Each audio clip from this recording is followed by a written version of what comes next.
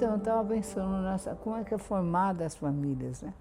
Qual a importância da família dentro da filosofia, de tudo. O que tem isso a ver com a espiritualidade? Essa é a pergunta. E o que tem isso a ver com a filosofia? Eu acho que tem tudo, porque tudo acontece na família.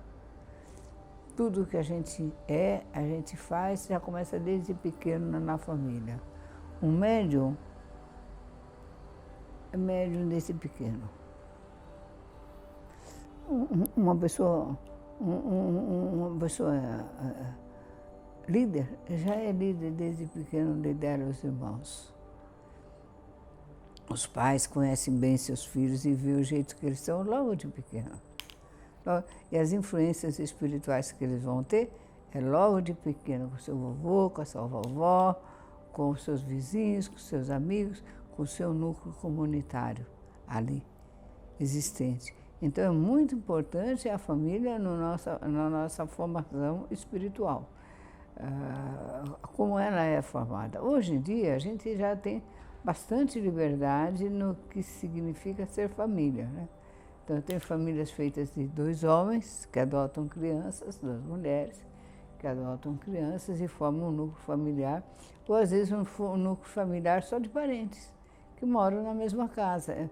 Então, se a relação é longa, é um núcleo familiar. E o núcleo familiar também é sanguíneo, que é aquele pai, a mãe, o filho, da mesma genética, no mesmo exame de sangue, você vai saber quem é filho de quem, geneticamente, quem puxou quem, assim por diante, desde que o exame de DNA foi aceito, foi feito. Então, ele mudou muita coisa nesse mundo, né?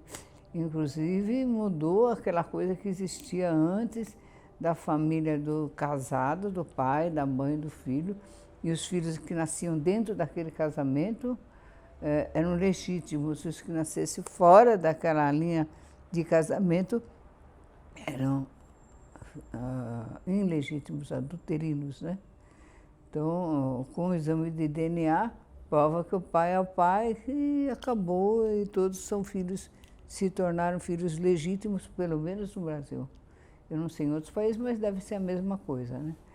Então, nós tivemos 2 grandes mudanças na ideia de família no mundo. Você vê que o conceito de família é difícil de ser mudado, né? É difícil dessa estrutura familiar ser transformada, mas ela é transformada, né?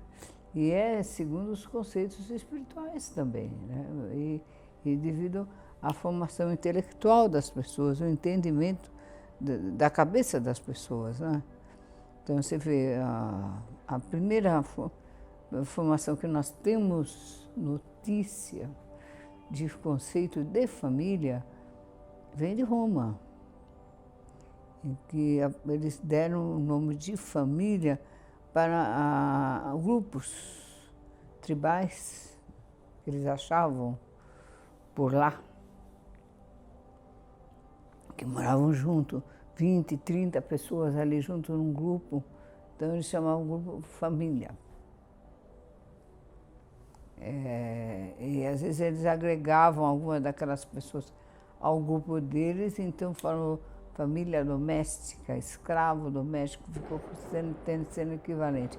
Então, essas famílias encontradas na Europa, antes de Roma ser Roma, como no começo, as suas tribos, eles tinham seus deuses próprios, cada família tinha o seu deus próprio. Eles adoravam seus deuses tribais, seus antepassados, tinham os seus hábitos, a sua língua, a sua maneira de ser, a sua forma de se sentir seguro, e casavam-se entre si. Havia muito casamento, união entre si, né? E as uniões eram todas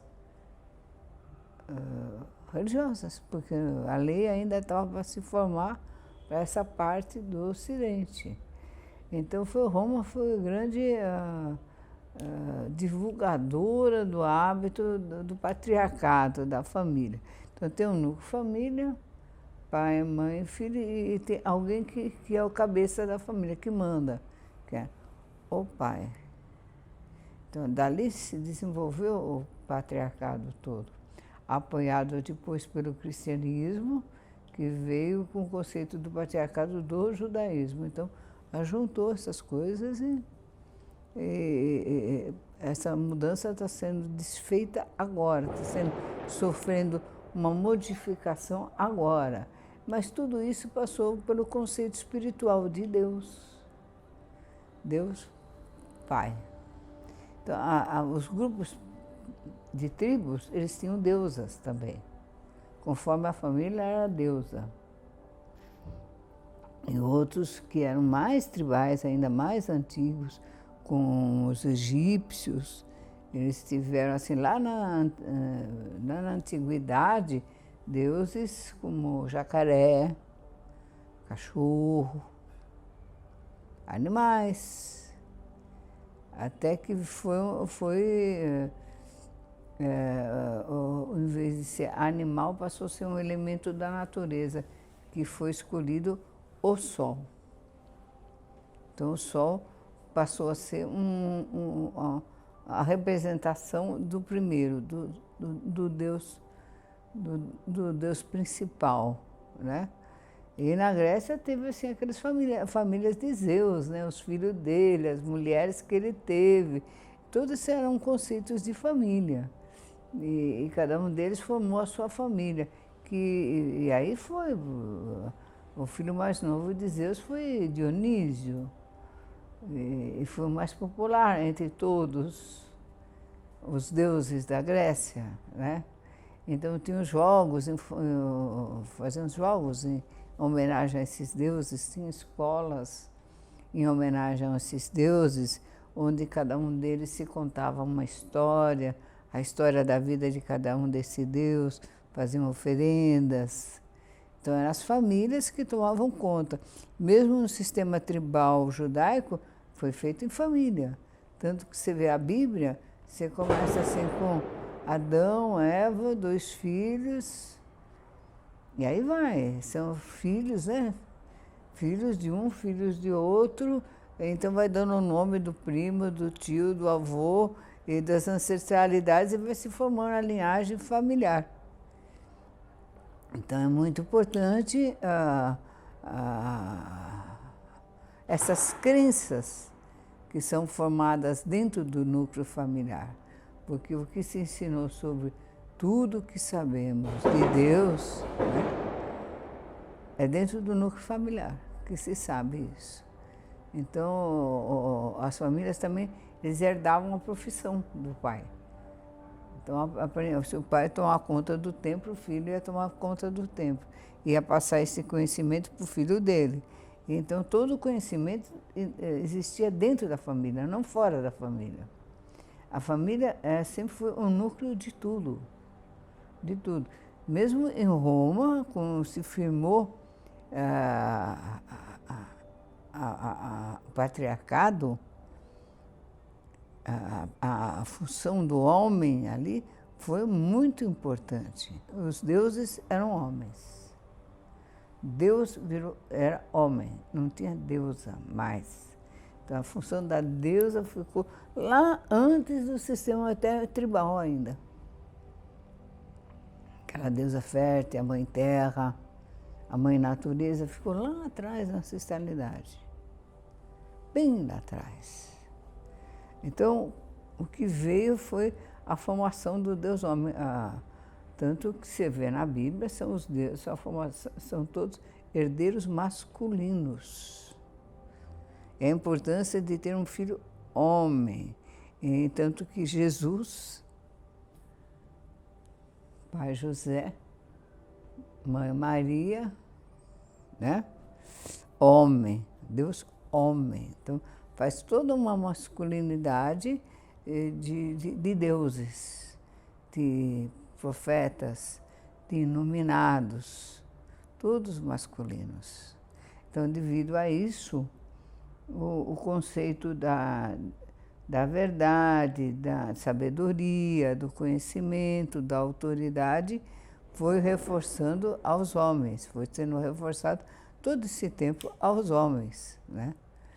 E o poder, mesmo o poder financeiro, o poder político, foi dado às famílias dirigidas por homens. E as mulheres e os agregados, e os animais, e o domínio da terra, porque uma das coisas que pertencia à família era os agricultores. Então pertencia àquela família também todo mundo que trabalhasse na terra dele ali, na terra que ele considerava dele. Então todos aqueles eram parte dos familiares dele, parentes dele, então donos da terra e das pessoas. E isso tinha que ter a mesma religião.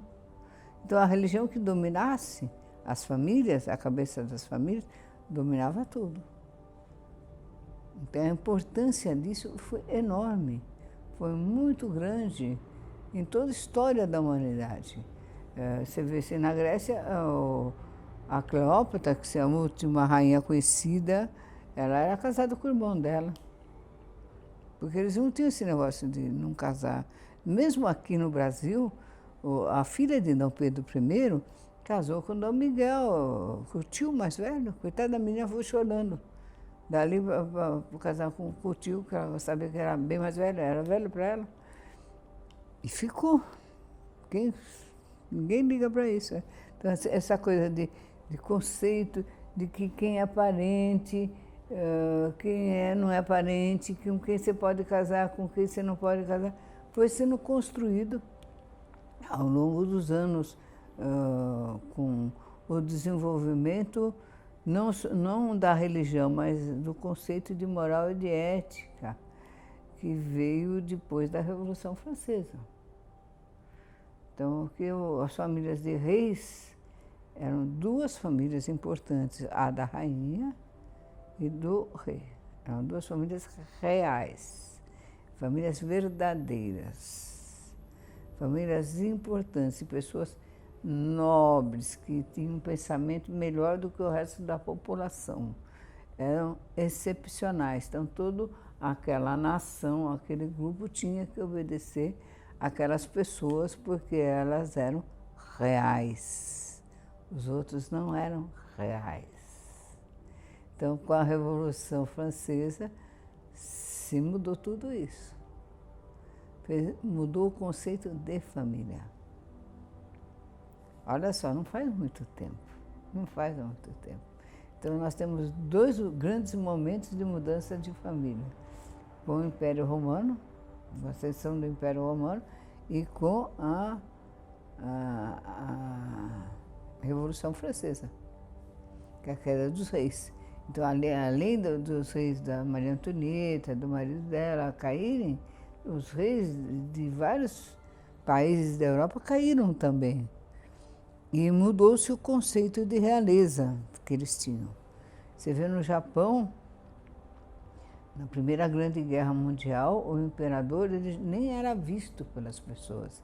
Ele era tão real, tão maravilhoso que não podia ser visto. As pessoas tinham que jogar no chão e olhar para baixo, não olhá-lo quando ele passava. Quando ele mais ou menos passava, porque ninguém via. E com a Segunda Guerra Mundial, ele foi visto e ouvido, a voz dele foi ouvida. Então, acabou a mística da realeza, porque ele mostrou-se.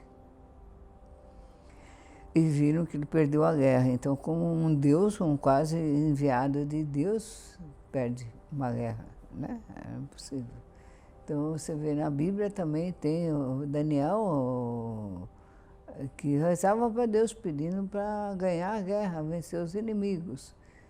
E ele atribuía toda a vitória dele ao Deus.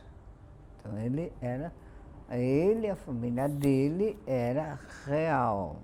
Então, essas coisas foram mudadas dentro do conceito da Revolução Francesa. Mas mesmo assim, ficou o conceito religioso da Igreja Católica sobre família, que tinha aquele modelo de Deus, Maria e José, tem a tríplice, é um Deus triplo, né? a, das três forças, né?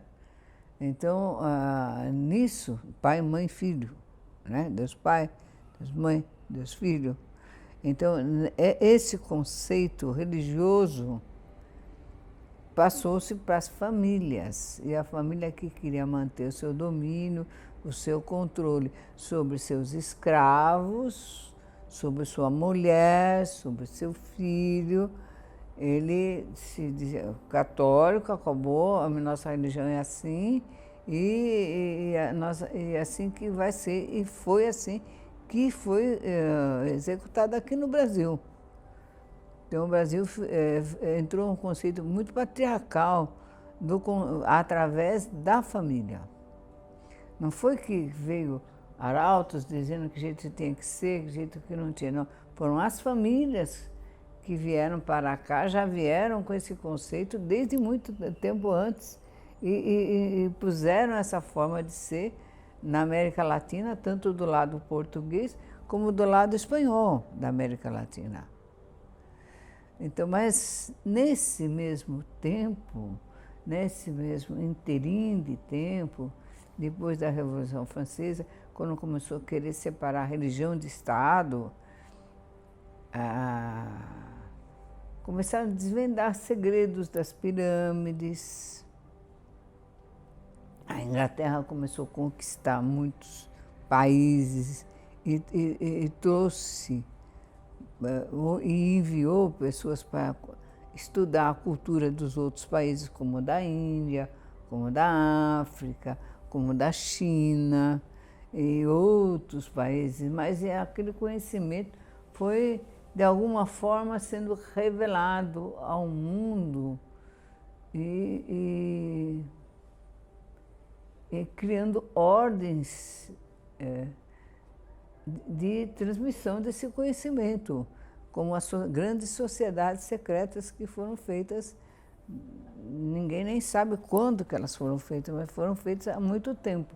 Então, esses conhecimentos foram chegando ao Ocidente. No Brasil veio, desde a época do Cabral, já veio muita gente que foi chamada de pagão, tinha tudo quando era nome horrível, né? Mas eles traziam um conhecimento mais positivo, mais esotérico, vamos dizer assim. Então, chega aqui, dá de frente com os índios, que tinham suas histórias, tinham seus deuses, tinham seus mitos, e tinham todo o seu saber, que são considerados selvagens, porque lembra as tribos de Roma. Então, os portugueses se sentiram superiores aos nativos. Então, eles são superiores, nós vamos escravizá-los ou vamos acabar com eles. Foi o que aconteceu com os índios e com os negros.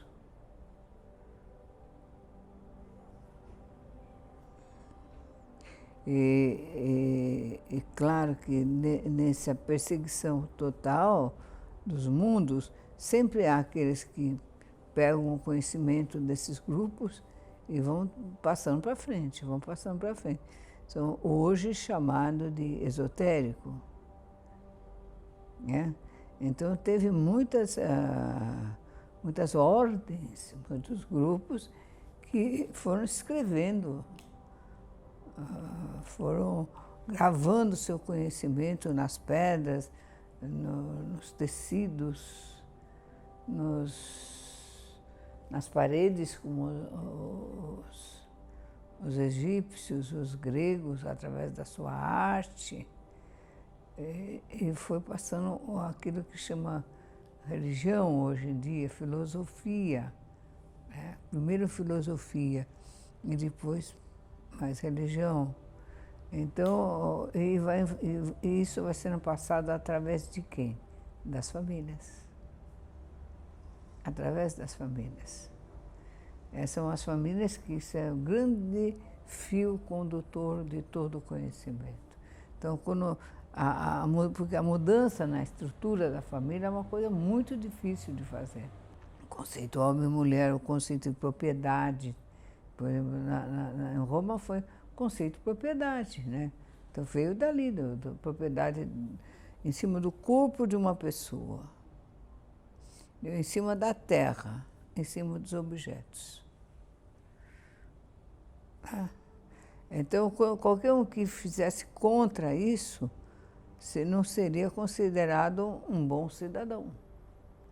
Então, era perseguido.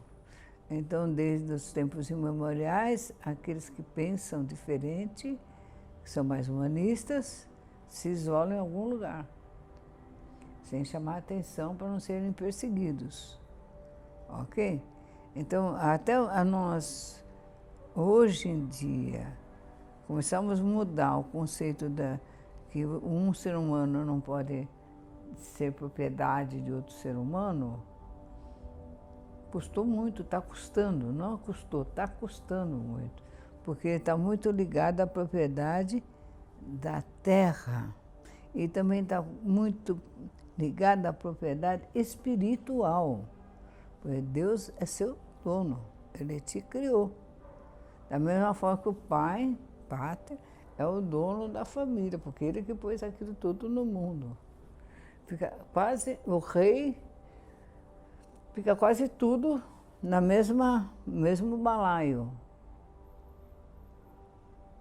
Então, a sociedade ela vai se movendo através dessas crenças, que para sair, elas são substituídas por outras quase iguais, com a mesma estrutura. Então, faz famílias diferentes, mas é tudo a mesma estrutura. Então, para a gente mudar isso, custa muito. Um ser humano não pode ser propriedade do outro, mas como que você vai destruir essa ideia? Da escravidão, do abuso, do poder do dinheiro, porque ele é dono porque ele nutre, ele provém, ele dá a casa, ele dá a comida, ele dá tudo, a vida. Então vai fazer tudo, é isso? Esse é o conceito. Então, até mudar esses conceitos é um fator muito importante a gente refletir sobre isso. Então a gente tem que começar a pensar, se a gente quer melhorar o mundo, quer fazer alguma coisa melhor no mundo, como é que são esses conceitos básicos que geram outras coisas horríveis no mundo, como a escravidão. O direito de. Então, hoje em dia que nós estamos falando no direito da mulher, no direito do negro, no direito daqueles que têm outras opções de vida, dos animais e dos vegetais, do cuidar da natureza, nós temos que pensar na estrutura da família primeiro. Como é que essa estrutura está sendo vista nesse tempo da Era de Aquário? O que nós vamos chamar de família? Como é que vai ser divididos os direitos de propriedade entre as pessoas? Até onde existe o senhor e até onde existe a senhora? Como é que é isso em relação aos outros membros? Como é que se faz isso? Então, essas coisas são motivos de muita reflexão e precisa ser refletido isso. Mas só isso não. Aí nós vamos olhar a crença. Então, Deus, Deusa e seu filho. Como é que gera a nossa crença nesse sentido familiar? Como é que é feito essa pirâmide de pensamentos? Então, se essa pirâmide de pensamentos não for modificada, não será modificada as nossas relações sociais, nem amorosas. Porque o direito assim, de superioridade por sexo, né? O direito de superioridade por poder financeiro vai ser muito grande. Né? O direito da propriedade. Né? Então, essas coisas todas precisam ser repensadas, pensadas. E veja, eu não estou dizendo como deve ser, eu só estou colocando que deve ser pensada. Nós devemos nos dar o direito de pensar. Como é que eu vejo Deus na minha vida, as entidades, as forças espirituais? Como é que elas se movem? Como é que é essa hierarquia? como é que é a natureza, mudando essa crença, você muda a sua relação também na família e você muda a sua relação com a natureza. Porque o homem se sente superior, eu falo o homem exatamente, né? Ele pode destruir a natureza, ele é superior. Ele pode escravizar qualquer outra pessoa que não saiba ler e escrever como ele. Eu não tenho o mesmo poder intelectual ou financeiro. É assim? Então, essas coisas que eu acho que realmente tem que ser colocado em questão nos dias de hoje. Mesmo os nossos presidentes, precisa haver uma alternância de poder muito grande, não é alternância entre um homem e outro homem, não ser um rei, não, um homem, uma mulher, grupos, ter diferenças. Não haver só um dono. Daí você fala que tem a ver isso com Deus. Tem, sim, tem, qual a crença? Tem Deus, né? Você fala, o princípio é único, mas ele se multiplica no universo.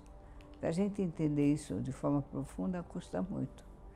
Então, é isso que eu queria falar um pouquinho com vocês, porque dentro de um trabalho espiritual, essa hierarquia, essa forma de pensar, ela também se faz sentir.